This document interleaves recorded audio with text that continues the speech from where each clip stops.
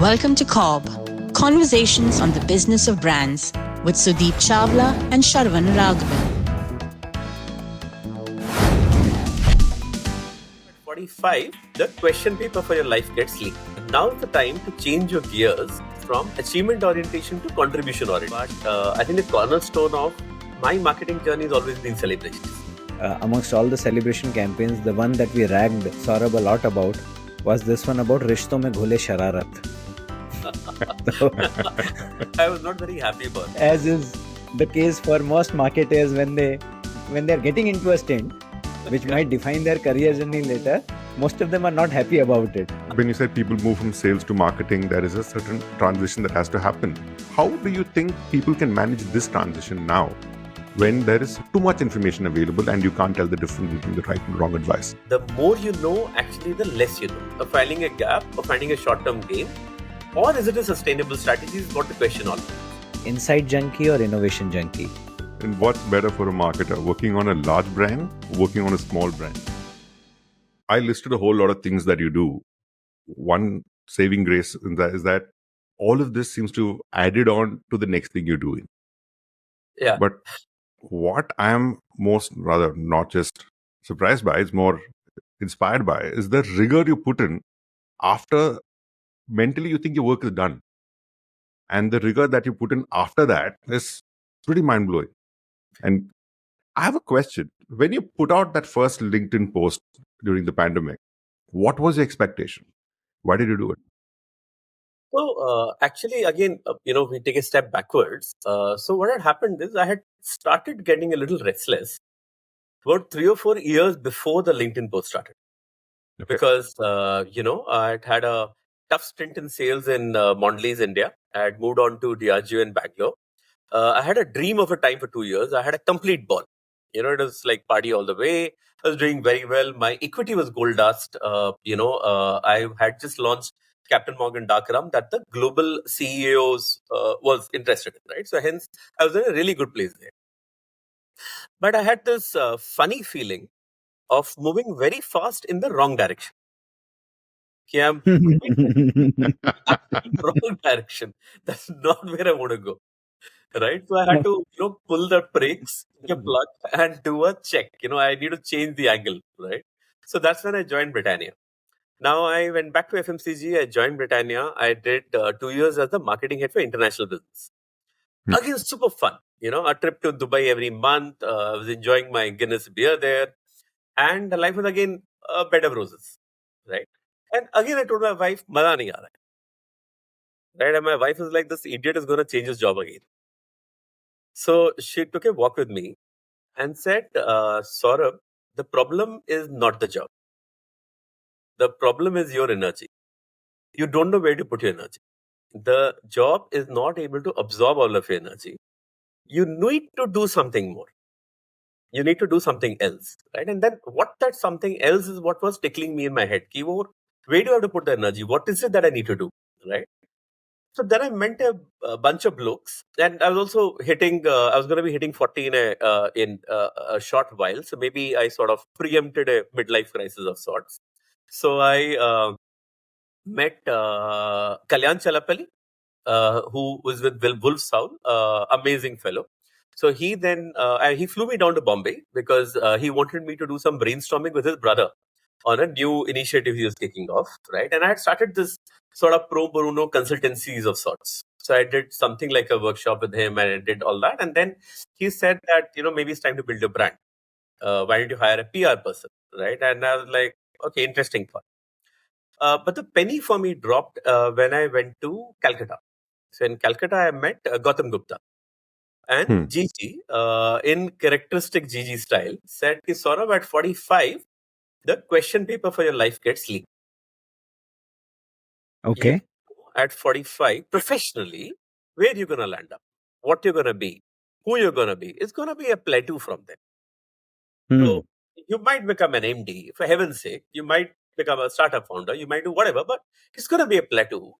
And it's not going to be that as much fun. I mean, that whole learning curve, etc., that we all sort of cherish through our journeys, wo thoda plateau to hoga. So I said, so what do I do? So what Gigi said then probably was to change my life, because what he said is, Now's the time to change your gears from achievement orientation to contribution orientation. And because achievement orientation will only take you so far, the back half of your career has to be about contribution orientation. So when he said this, I started thinking, okay, so what does that mean? What does contribution orientation mean? Right? And that's when LinkedIn happened, saying that the best way to contribute is to share my thoughts, learnings with somebody else.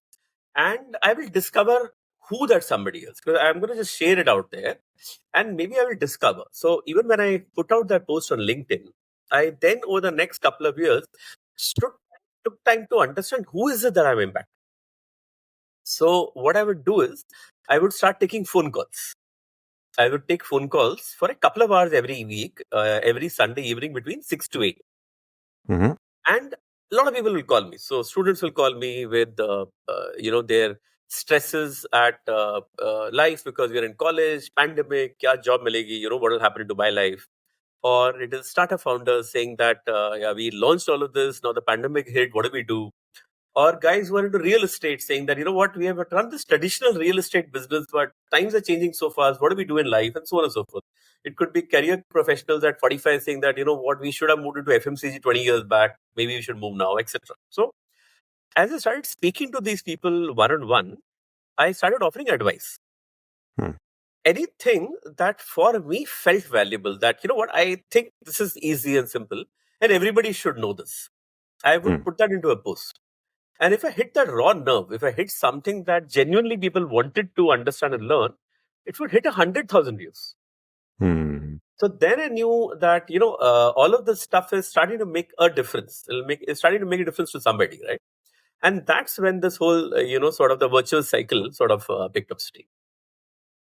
Nice. Wow, that's amazing, Saurabh. But the fact that you're moving to a contribution mindset kind of makes, hits home pretty well. Sure. Yeah, I think even I'm reminded of this book called Catalyst by Molly Saurabh. He also talks about this, Yeah. right? Where he says that, and he used to, I think, also tell us that this is why a lot of the people in 40s pick up some kind of a sport as well, Right. achievement-oriented sport True. or a hobby. Because then you are outsourcing your achievement orientation to that particular aspect, and you bring your contribution orientation to the work. That's I right. think it kind of resonates very well. Good, excellent. Thank you for sharing this, Saurabh. When you said creating myth, a lot of the biscuit and chocolate is also about creating myths. Having worked in Cadbury, I would still say that yes, there is a right uh, right element of differentiation or product differentiation that Cadbury has, at least in some of its brands, vis-a-vis anybody else. But I think largely beyond the product truth, largely the differentiation is because how it makes people feel, The narrative. the narrative, or where it is slotted, which is where I think the myth creation comes into play. And I think nowhere is that myth creation more pronounced than one of the brands that Saurabh worked on for the longest period of time, which is Celebrations. Yeah, Celebrations. If I ask anybody now, what is the chocolate inside Celebrations? What is Celebration? So nobody will be able to point out to say this is the taste of Celebrations, because Celebrations had a lot of packs. Some of them were assortments. Some of them were rich dry fruit collection, etc. None of them had any, most of them did not have any homogeneity in product per se, apart from the Cadbury name inside it. Correct. So Celebrations was only and only about how it made you feel, or as Saurabh less euphemistically says, myth creation. So talk to our audience a little bit about Celebrations, Saurabh. How do you make a brand out of a product that does not have any uniformity or homogeneity, and it's just reliant on packaging and story With the same emotion. Yeah. So for me, while I've been lucky to have a lot of interesting journeys, right? But I think the cornerstone of my marketing journey has always been celebrations. I just love the fact that I was fortunate enough to land up in that brand, right place, right time. And I was not very happy about it. Hmm. So when I, As is the case for most marketers when they're getting into a stint which might define their career journey later, most of them are not happy about it. Absolutely. Okay. Go ahead. so I took on the job for the Dairy Milk activation and as the GEMS activation and the GEMS brand manager, right? So that's when I actually first try to put my hand at trying to create a vision for a brand, which is what I essentially started with GEMS first.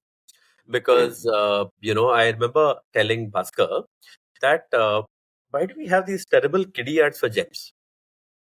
Because we say it is kiddie. Who says it should be kiddie, right? Because M&M's is the world's largest confectionery brand. It's 4 times the size of all of Cadbury brands put together. And it's not kidding, right? And that's what led to the journey of Raho Umarles, which Sudeep, you were, eventually part of, right? But in those 7-8 months, I think because I demonstrated a degree of spunk, which Kunal Desai noticed, he mentioned it to Nikhil. And Nikhil said, why don't you come out to celebrations? And I moved to celebration within 8 months of being in the marketing team, right? And I was happy, but I was in a dilemma because celebration is not doing well. 2 people had left in quick succession. And I remember Anand Kripalu in that famous scorecard of his saying, why shouldn't we shut down this brand? Because I was like, perfect welcome, right? Because it has been making losses for the last 15 years. It has been operating income negative, right? And it has stopped growing. So I remember having this sitting with Sanjay Purohit, and I told Bob, I would have used slightly better language, I'm sure, but I essentially told Sanjay that I think you give me a raw deal.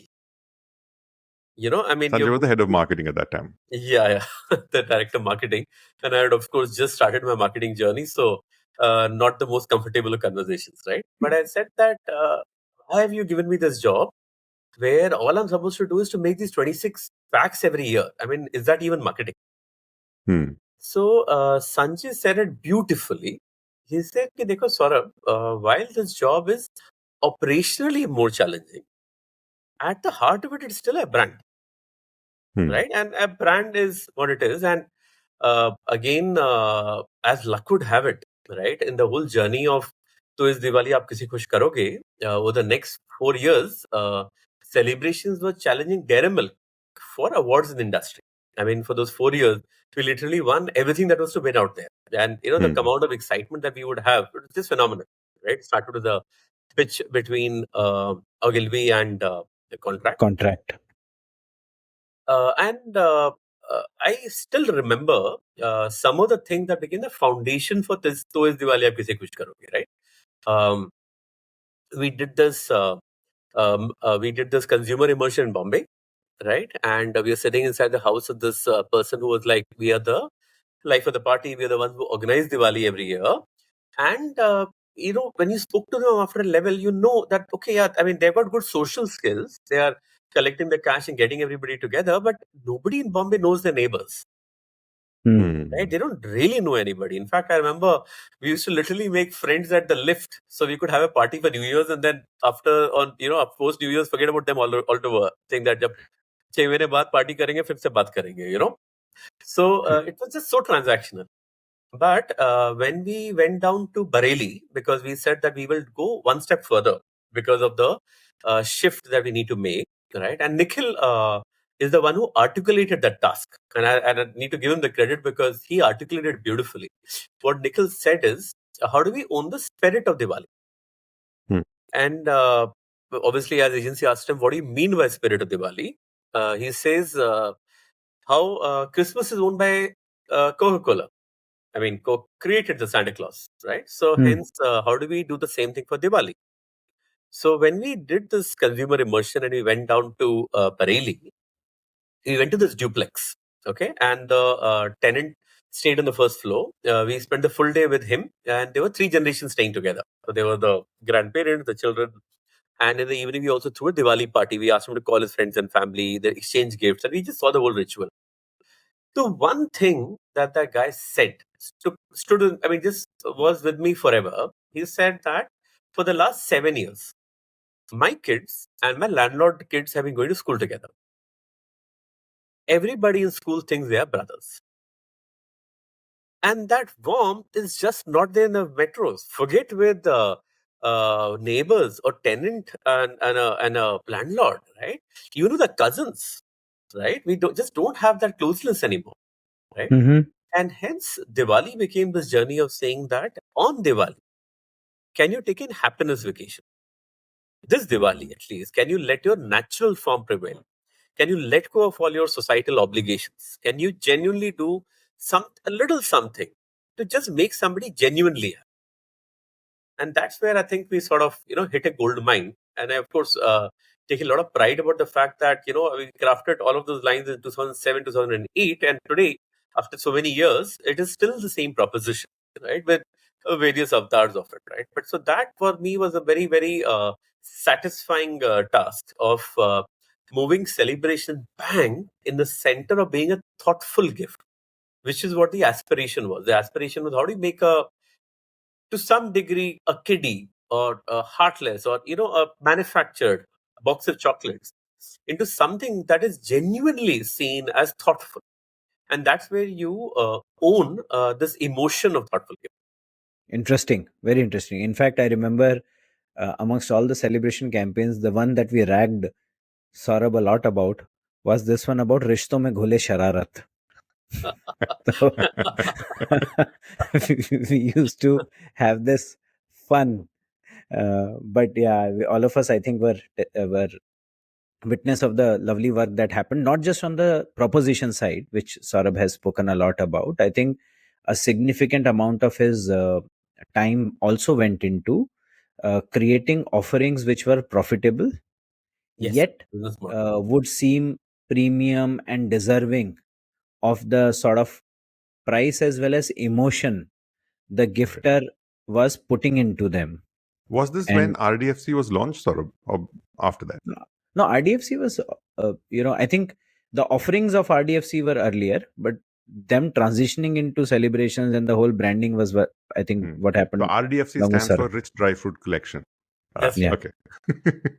Yeah, The but highest rate per ton chocolate in the Cadbury. Cadbury portfolio. Sir, I'm taking you back to your teaching, right?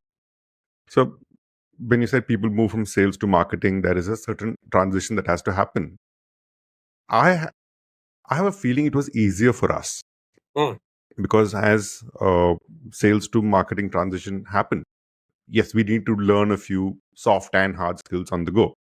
But today, when people even start as marketers or move from sales to marketing, there is so much information and therefore distraction, and there is a plethora of wrong information available. And how do you think people can manage this transition now when there is too much information available and you can't tell the difference between the right and wrong advice? So, it's fascinating for me that often, because of the information overload, the more you know, actually, the less you know, right? Mhm. Because you just get so lost in this, voracious amount of information hitting you that the simplicity of what is the change that I'm going to make, what is the delta I'm going to do, that gets lost. Hmm. Right, and then the whole joy of analysis just takes over, right? I mean, you can then just keep peeling the onion or peeling that hair into the last step. But believe you me, what I've always noticed is that the biggest changes that often happen, right, can be quite macro. Hmm. Can be quite macro, and in fact, when you see something which is very large as a phenomenon happening out there, then you're able to find the data to support it, right? Hmm. But this information overload is what sort of sometimes tends to paralyze people, right? Also, one of the reasons is why today maybe moving from sales to marketing is difficult is because we all, I mean, these silos have become bigger, right? Because there is so much more information, everybody is so much more empowered, everybody feels that I can do my own day job so much better. The integrity in the overall picture then starts to diminish. Right. So one of the things which I felt allowed me to sort of take an early step into experimenting with marketing happened to me when I was in sales itself. And I wonder how many people do that now or earlier. And because, I mean, the common refrain that you will hear from a lot of people is that I don't want to go to sales because I can't move to marketing. Or how am I expected to deliver my acumen for marketing if I'm doing sales? Right. So this happened to me when I was in Vijayawada. Chocolates is doing well, 65% market share. When you were overworking your sales team was 27 hours a day. Come on, that was nice. So when I was doing my sales stint, right, and my growing chocolates is not really a challenge. Growing bonnet was a challenge. Market share was 7%. And the only crutch we thought we had was consumer promos, and Anand Kripalu went and closed all of them, which was a great thing in retrospect. I realized in retrospect what is a great boon that he had done, right? Because he focused on the real thing that was required to grow, right? Now, when I was, like I said, the brand manager, I mean, I was the area sales manager at Vijayawada, we had 7% market share. We had to grow Bonvita. And to make matters even more miserable, Horlicks and Boost went out there and blasted all the retail shops with vinyl boards.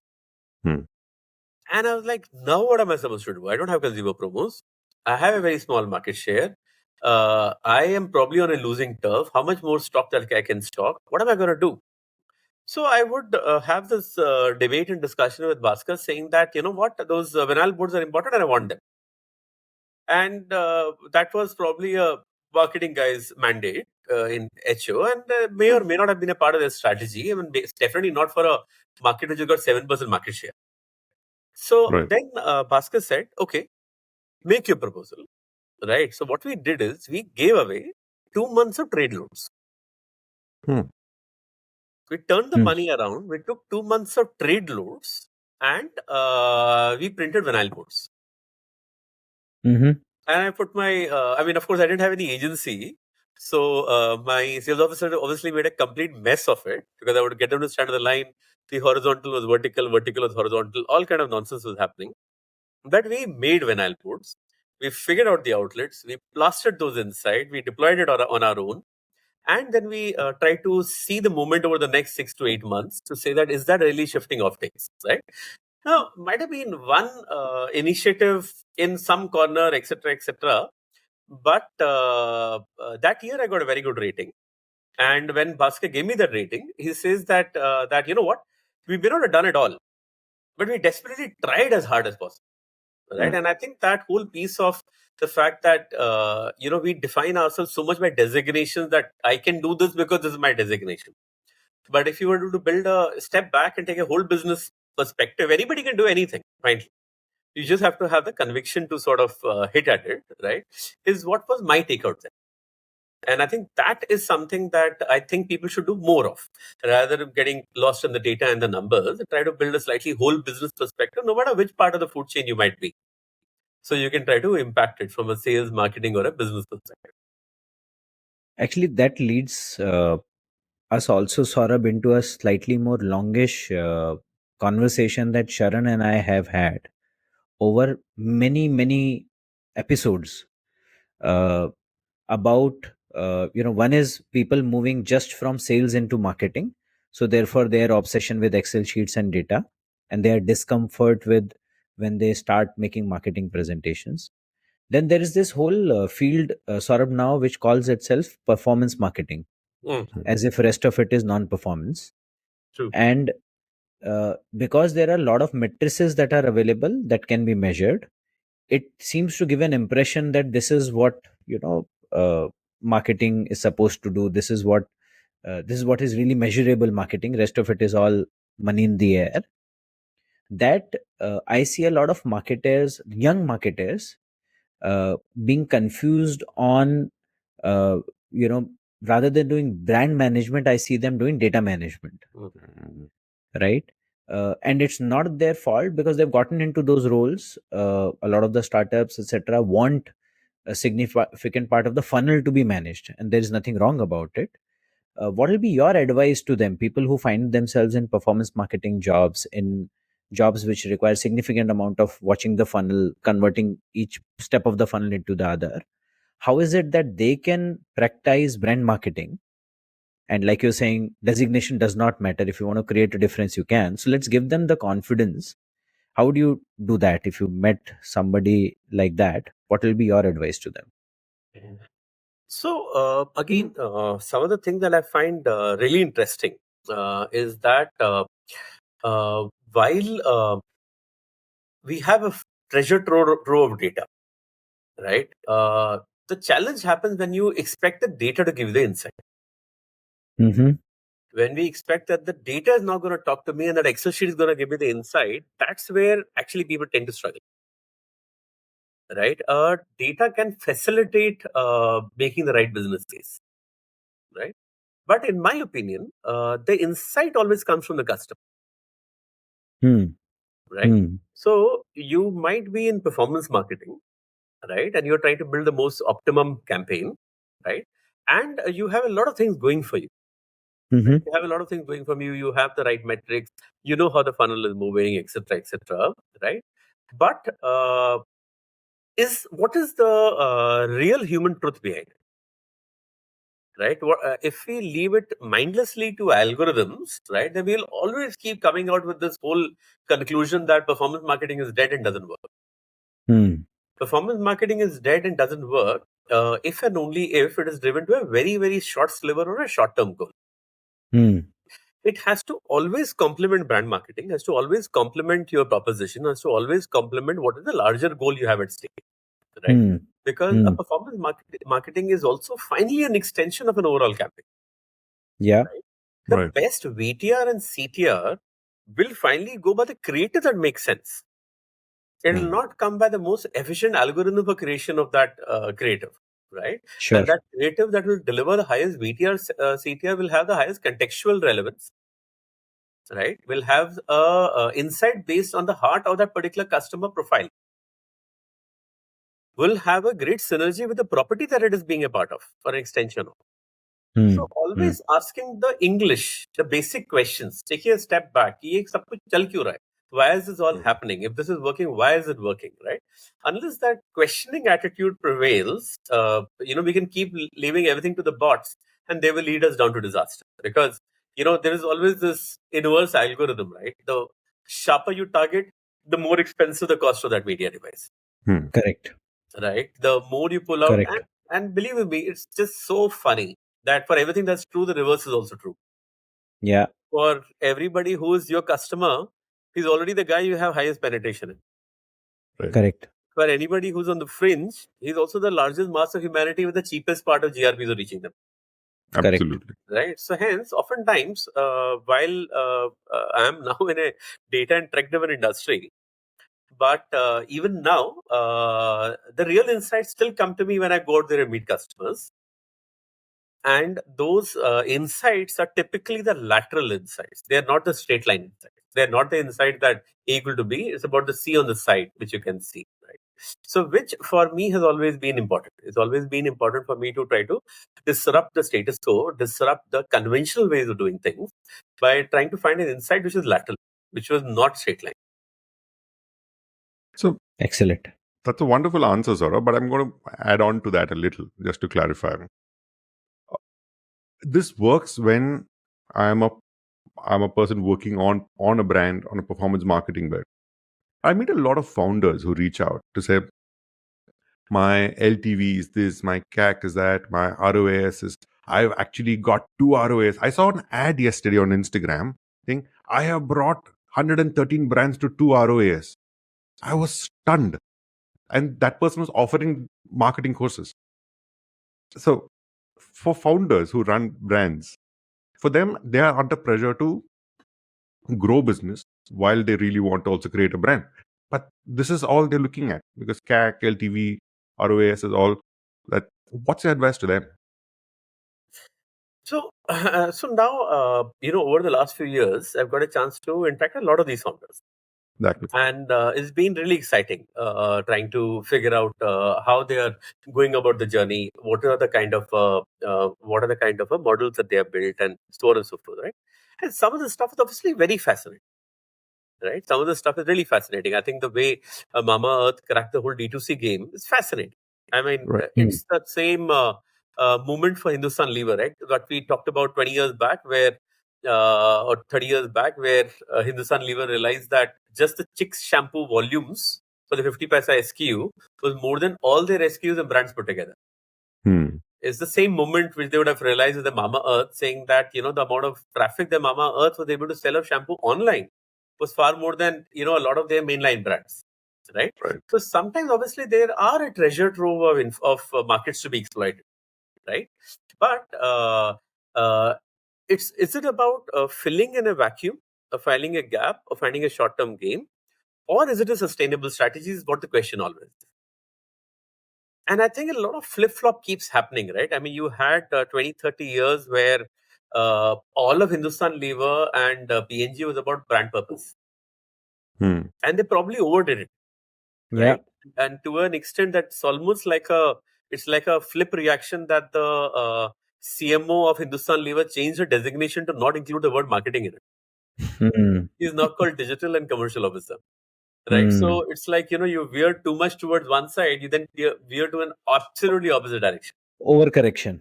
Right. Yeah. And I wonder what's the future like, because I've been thinking to myself, what's wrong with brand purpose? Hmm. Because suddenly the amount of disasters that we are hearing from a brand purpose standpoint is increasing exponentially. I mean, the whole issue with Tanishq, right? And Mhm. the reaction that they saw from the audience on the Hindu Muslim ad, right? Right. Or the Black Lives issue with PepsiCo, right? It's just been going up exponentially, right? Because, see, one of the reasons why performance marketing works is because it helps you figure out that cohort where it really matters. And as you start tight impacting certain cohorts, you get into the social dilemma, what Instagram and Facebook is doing, where you're creating an absolutely polarized word out there, where everybody is getting only what they have the propensity to consume. And Mhm. that is also, as a flip side, creating these rifts in our societies, making people more polarized, because everybody is living in a hall of mirrors today. Everybody is only seeing what they are good at. They're being offered products that they are only interested in. They're only offering a point of view. And hence, when somebody at a mass media scale talks about a point of view which makes a lot of sense to a cohort of society, the other end of society reacts in a very, very vicious manner.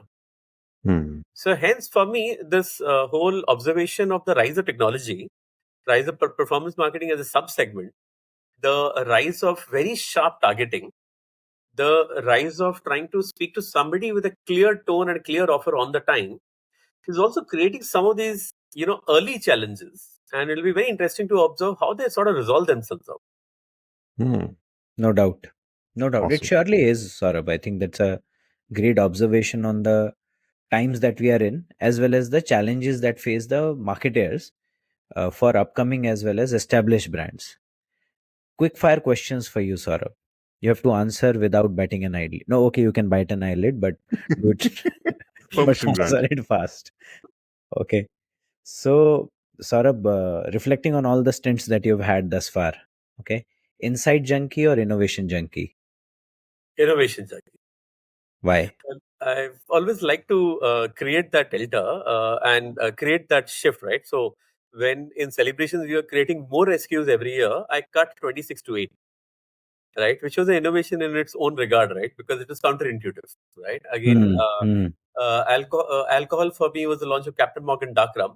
Tried 6 Hmm. times, but finally I think we got something that got a little bit of a leeway. And then I got a chance to build Winking Cow from 35 crores to 115 crores by building Hmm. an innovation strategy, which sort of Hmm. delivered the route for me. And even in my Hmm. current role, I'm not handling brand, I'm handling product and price innovation. So I'm creating innovative products with telecom. Excellent. Don't create innovative pricing. Okay. What's more exciting for a marketer to work in category expansion or grabbing share? So while grabbing share is fun from an innovation standpoint, category expansion is where all the iconic pieces of advertising really come through, right? So I would say when it comes to large scale, big budget media campaigns, then you have your CFA in your pocket. If your CFO is not supporting you, might as well do the other. But if your CFO is Okay, fine with you, please do category expansion. Category expansion. Okay, कुछ मीठा हो जाए या कुछ data हो जाए? कुछ मीठा हो जाए, definitely. Definitely. Okay. And what's better for a marketer, working on a large brand, working on a small brand? You worked So on both. maybe working on a small brand, but in a large company. Because in a small brand, you will have the agility and the flexibility to be an entrepreneur. But if you're not working in a large company, you're not going to have the resources to cut it.